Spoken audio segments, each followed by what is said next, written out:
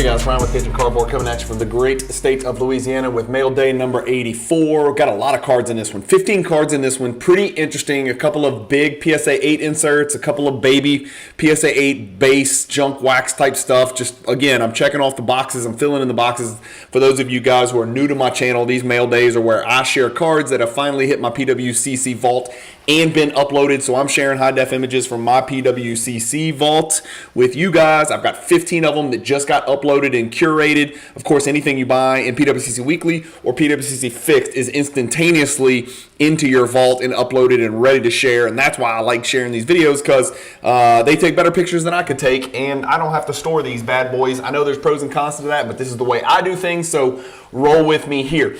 We're going to start with I'm going to screen share and get you over to my playlist. As usual, I'm going to hit view slideshow. I've created a shareable link, and the first card we're going to look at is the 1996 Fleer number 13 base PSA 8. I'm not going to take a ton of time on these base cards. They are what they are. Old school junk wax era. All of Jordan's stats down below if you want to go look at how great he was.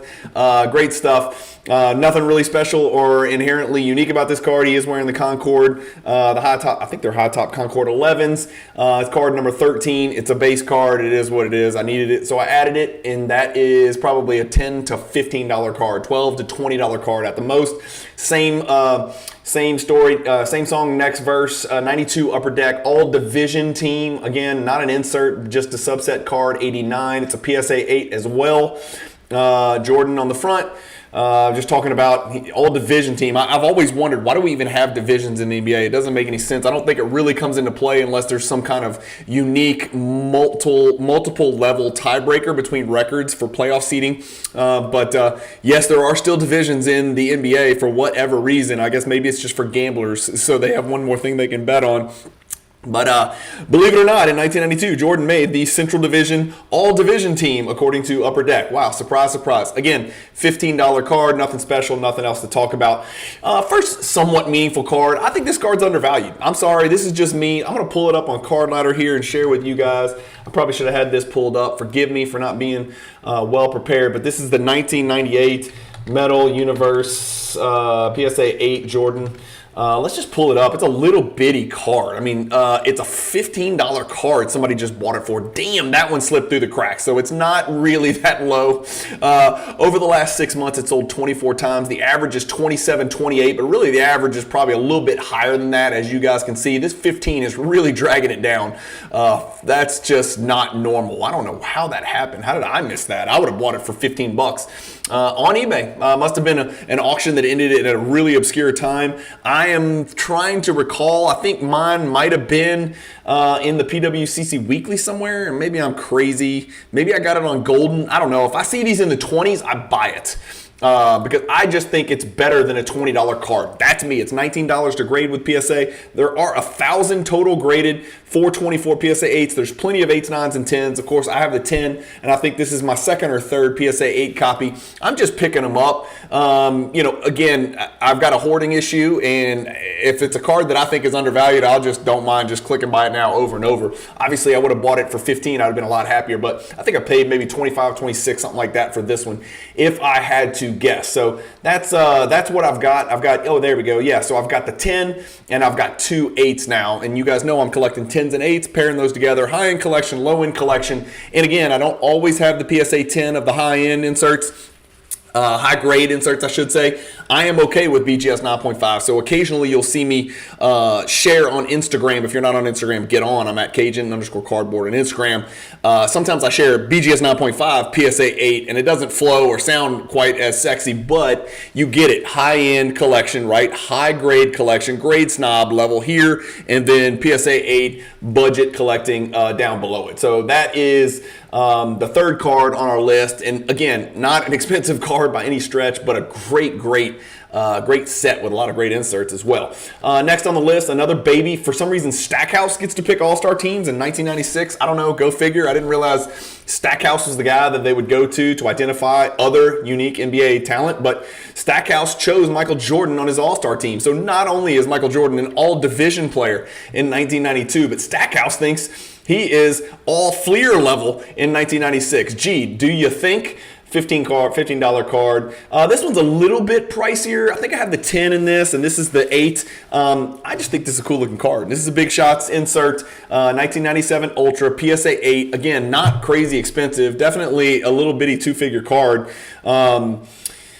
Look at this. So Ultra thinks Jordan is all universe. So all division, all Stackhouse, and all universe. Give me all universe. It sounds like a more of a superlative, but I like this card. I think this is a cool looking card. I think it's a little bit out of the ordinary. Jordan dunking through the hoop.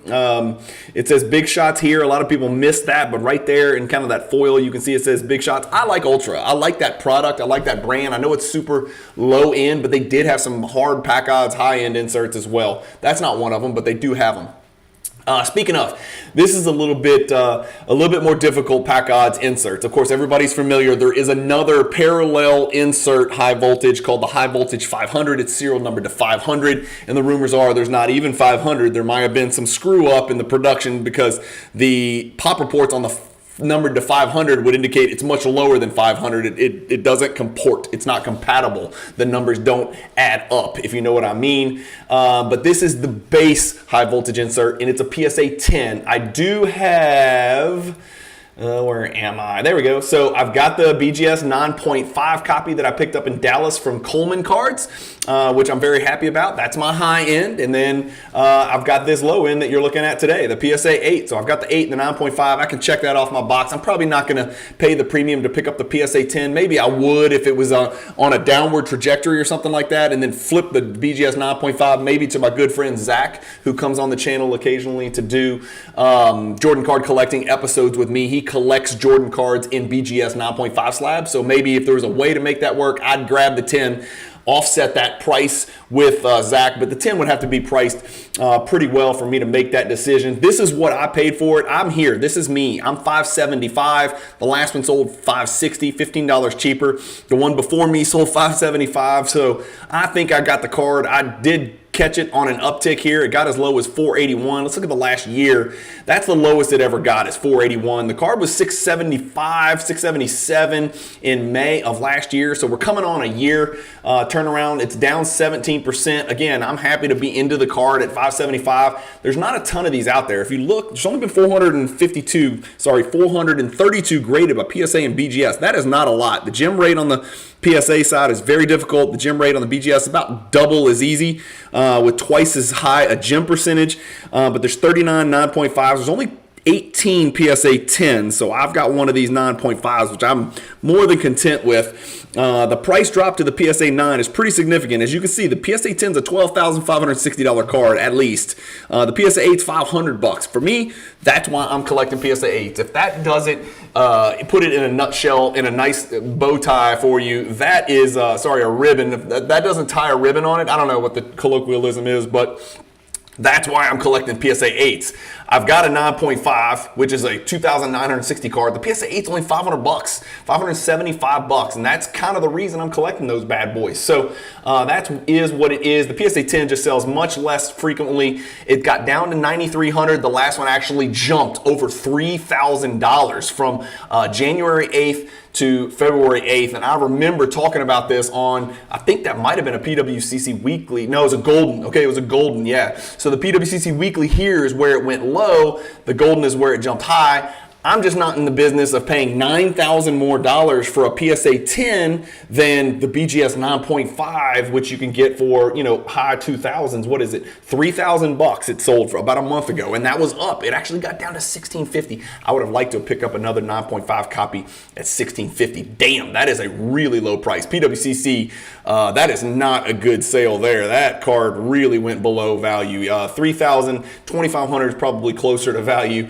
Again, I'm better than the 3,000, but I picked it up $1,000 more than that one right there. Of course, I don't know what I picked it up at. I can't remember. I bought it from Coleman at the card show, so I probably overreached just to have it in hand and make the card show more fun. So I'm set there on the high voltage regular. I still need a BGS or a PSA copy of the high voltage 500, and that's one of those cards where, and let me take you back there, like if I wanted to go high voltage 500, going high voltage 500 PSA 10, you're looking at a probably a $40,000 card, $50,000 card. I know Card Ladder says 34. I'm not buying it. If I go BGS 9.5, which sold this year, the BGS 9.5 sold for $34,000. And so for that reason, I think the PSA is probably a $50,000 card. Not dropping 50 on a card just for that grade. I would probably look at a 9.5, but that's a pretty steep price. I have to look at other options like I do on Explore the Card episodes. I'd have to look at other potential options for $34,000 in the Jordan market if I really was going to make a push and buy a card that big. So anyway, interesting card, great looking card. The High Voltage 500 is obviously a much bigger card than this one because you've got that slabbed, that stamped serial number on it. Real quick, soccer, you guys know I'm chasing the set. I picked up an 8.5 Figo, not cheap. Figo was one of the greatest to ever do it for Portugal and was a absolute brilliant star of European soccer. That's a part of the reason why I like that Panini Prism 2014 World Cup autograph set. It's because about half the guys in there, probably more than half, probably about 35 out of the 50 are all-time legends who are no longer playing, even in 2014. Well, they might have been playing in 2014, but are no longer playing today. So Figo was a nice pickup. I can't tell what's going on here. I think that's probably on the slab. But again, I didn't get the highest grade. It's not like it's a PSA 10, so you're wondering, how did it get a 10? It's an 8.5, so it is what it is. Obviously, this is the problem on these cards. I'll just show you real quick. You can always look at the top right corners, top left corner, and then the top edges. That's where all the whitening comes into play. And you can see there's no hiding that, right? The bottoms, for some reason, usually aren't as bad. This one, you can see some fraying and some whitening on the edges and the corners as well. But 8.5 Figo is fine. I'd like to get the whole set in 9 or 10. I've got maybe 17 left to go. I can't remember where I'm at on the set. I'm sorry, but I've got about 35 out of 50, let's say, something like that, all in 8, 9, or 10. And I've got some BGS 9.5s just because you can't pick and choose. Some of these cards are just so hard to find. But look, if you go back, here's the deal. That's a Pop 2, only 9 graded higher. These cards were not heavily printed. That's why I think when I do get to the finish line, I'm going to feel pretty good about this set and tuck this thing away long term. I'm having a blast collecting it and just learning more about some of these soccer legends. Baby card, 1995 Collector's Choice, number 353, playoff time. Jordan versus the great David Wingate from Baltimore Dunbar High School and Georgetown fame. I can't tell who this other dude is, just to the left of Wingate. Just not enough face for me to tell, not enough size, no numbers. I can't tell. Wingate, keep reaching, but you're not going to be able to contest MJ. That is lights out. Cool looking back of the card, I think. Just kind of talking about Jordan picked up where he had left off before his retirement. Rewriting the history of the NBA playoffs. In Game 3, he posted team highs in points, minutes, rebounds, blocks, steals, and creating a defensive nightmare for the Hornets. Yeah, that's probably true. The Bulls continue to acclimatize the United Center to the playoff zone. So Jordan got the best of the Hornets, and that would not be the last time he did that. I went ahead and knocked this whole thing out. You're only going to see 2 of them today on this mail day, but in upcoming mail days, I knocked the whole 91 Skybox. Every single Jordan 1991 Skybox PSA 8, I've got it. It's either in the vault, and you're going to see 2 of them today. This is one of the cooler of the cards. He's a point leader per 48 minutes. That's not a surprise. And then the next one you're going to see is another one. This is probably the most famous. Probably the most, I shouldn't say famous, not famous, is a little chintzy base card. But this is the number 1 base 91 Skybox card with Jordan on the back, dressed in his absurdly, preposterously, very early 90s gear with a camera over there. He's probably filming a commercial. But this, I think they call it Skybox Dunk. I think some people like to call it that. But that's probably the most recognizable of the 8. There's 8 cards featuring Jordan in 1991 Skybox. I've got all 8 in PSA 8, so I put that one to bed. I think I probably got like 4 or 5 of the PSA 10, so I probably need to wrap those up at some point. I love Skybox. Skybox to me was, I don't know how I resisted it, but in 1990 Skybox, I bought a crap load of. 91, I bought a little bit of, but I loved it. And I don't know how I didn't transition into basketball. I think it was graduating high school, girlfriend, going to college, not having any money, not mowing yards anymore, and being able to go to the local card shop and buy more and more. I don't know if y'all are, if anybody's like 45 to 50, you know the drill.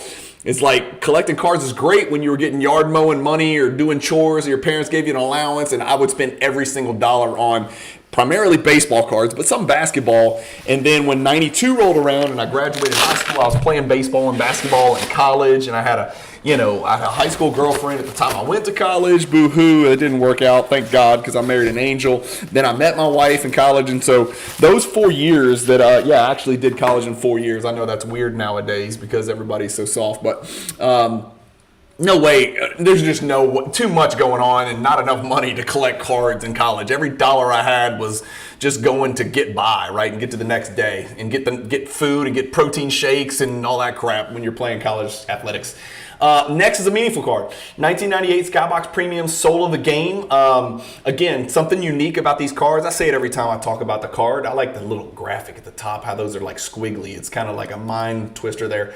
But the cool thing about these Soul of the Game cards is not just the font, it's really cool. And any Skybox Premium card is also very, very cool. But these Soul of the Game cards come in different color combinations, and I'll even show you what I'm talking about. So here you can see it starts red at the top and it transitions down to blue and then to kind of a greenish yellow at the bottom.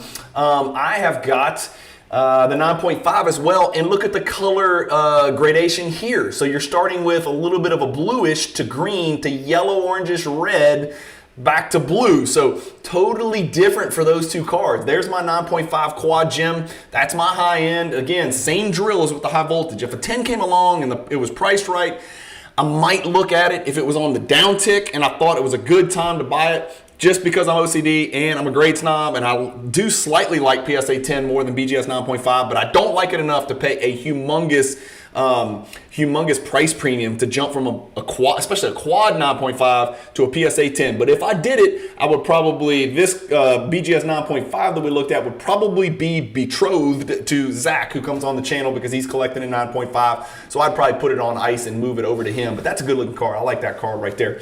Anyway, Soul of the Game is just a great looking card. Looking at it here, I picked mine up for $540. So this last sale was mine.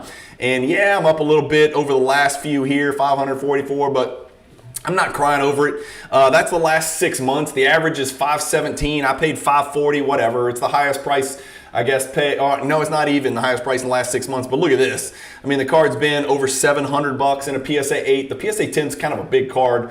It's only a pop 56. The gem rate's 12%. There's 56 10s, 81 9.5s. I'm pretty sure I've done an episode on Soul of the Game for Explore the Card. If you want to go back and check my channel and go to the playlist and check it out, you'll probably see that card. The PSA 10 is down 61% over the last 2 years. Wow, that's a big drop. People were paying upwards of $6,000. Some nut job here bought it for $7,500 in 2022. It's come down to a fourth of that, well, 3.5 of that, whatever that is.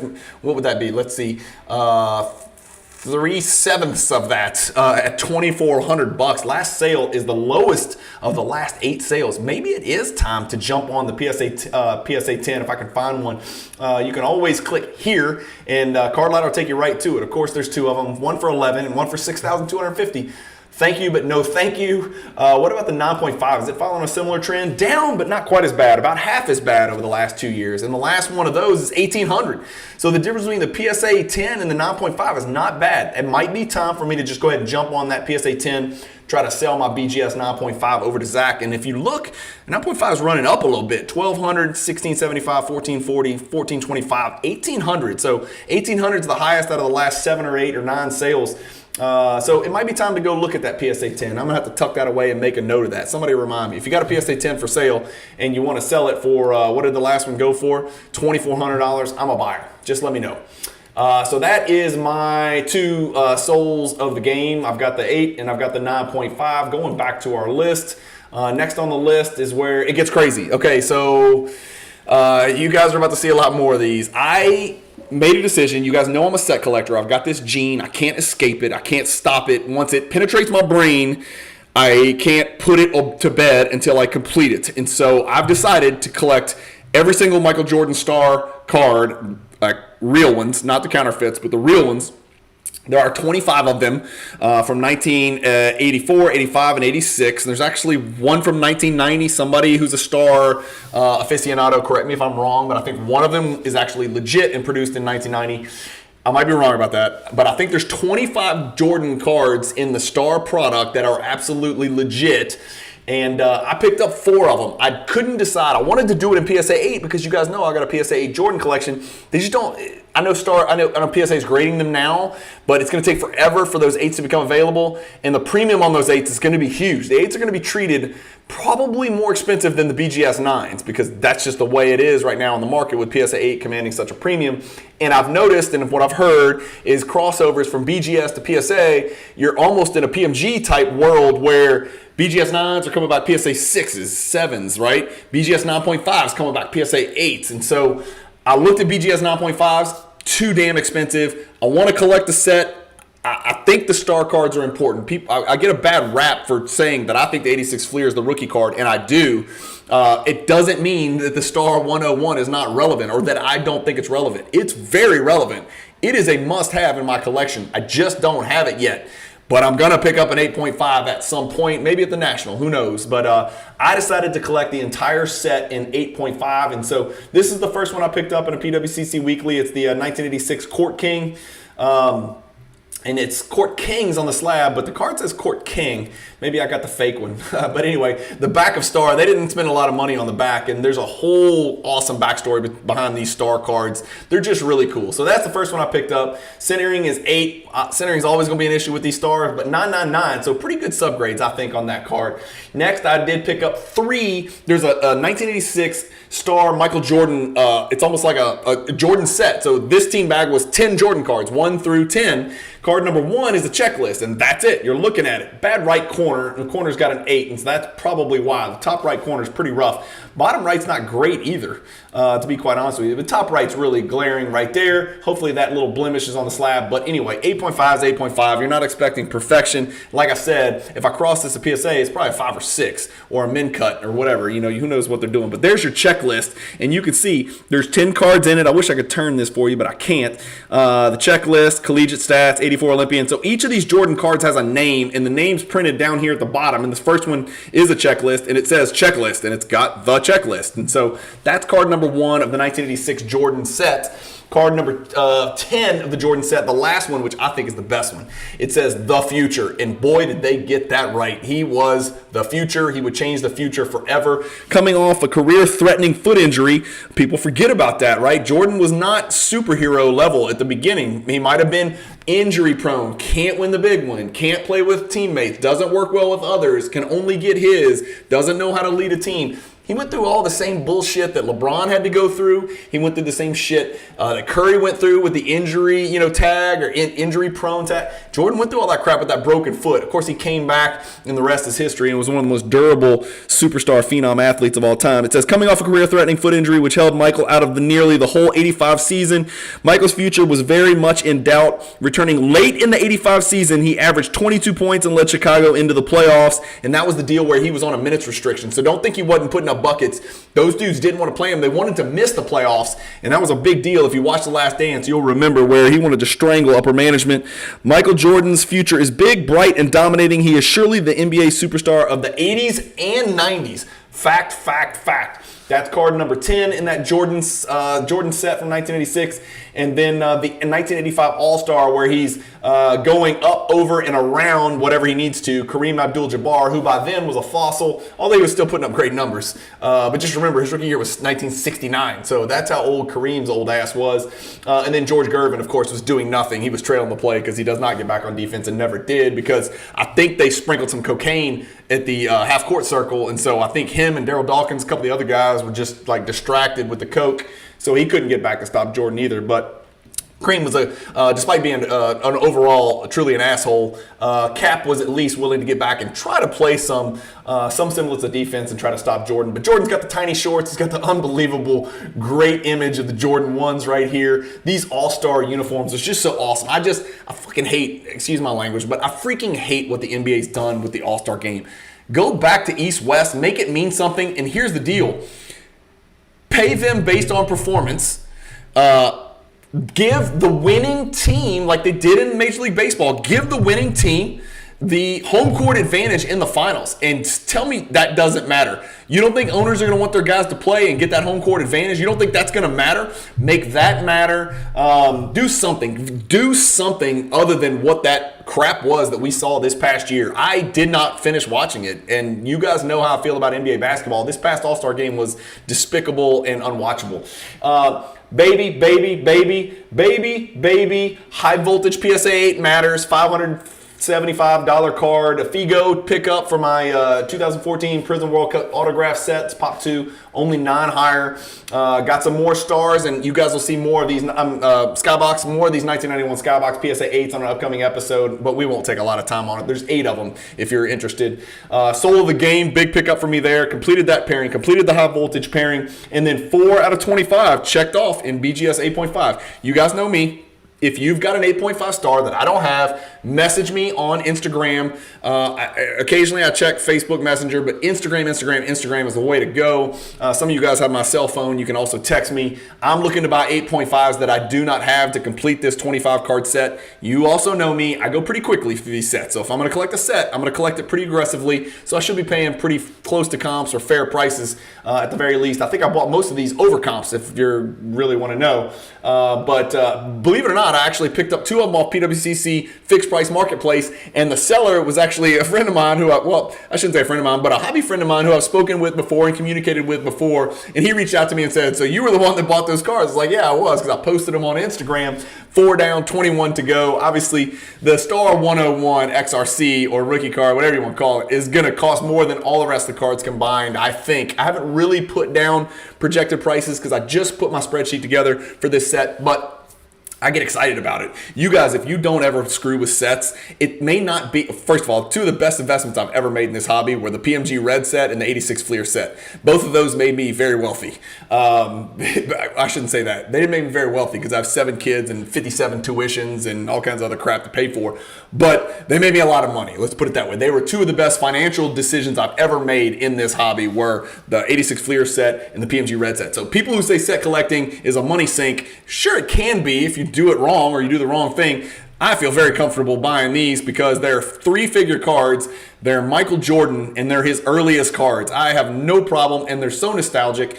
This is Cajun Eternity, all right? I'm not looking to flip this 8.5 set. One day, might I upgrade it? Maybe, you never know, but I looked at the prices, the BGS 9 and the BGS 9.5 star, and I was like, I don't think I'll be grabbing those, and so the next best thing is, I can get the PSA 8 Jordan star, right? It's expensive, it's a big one, right? I'm not going to disparage that card. It's not worth what Sports Card Investor paid for it, but it's still a very expensive card. I could pick that card up if I needed to. The problem is I can't get any of the other star cards in PSA 8, and so for that reason, I fell onto the BGS 8.5 grade. Let me know what you think about that. Should I push for the 9? The 9 prices were pretty high. I also toyed with, and I even put in bids for 3 BGS 9.5 star cards that were in this last PWCC Weekly Auction, and I stared at it. I literally stared at it for like 20 minutes. I went back and forth to Card Ladder, looked at comps, and I was like, God, I can't take this on right now. This is going to add up. 25 of these in 9.5 is really going to add up. So I let it go, and I X'd out of it completely, and so I didn't touch those. I decided 8.5 is the way because I can always upgrade the set going forward if I choose to. But you know I'm OCD, so I don't want 8s. I don't want 9s. I don't want PSAs. I want the 8.5s. That's what I'm looking for. So as always, sorry, this mail day ran really long. Hopefully you guys enjoyed it. A lot more to it than just the cards I picked up. A lot of stuff about cards. So hopefully you guys like this. Let me know in the comments. Hit the subscribe button if you haven't already. Hit the like button. It really helps me with the YouTube algorithm.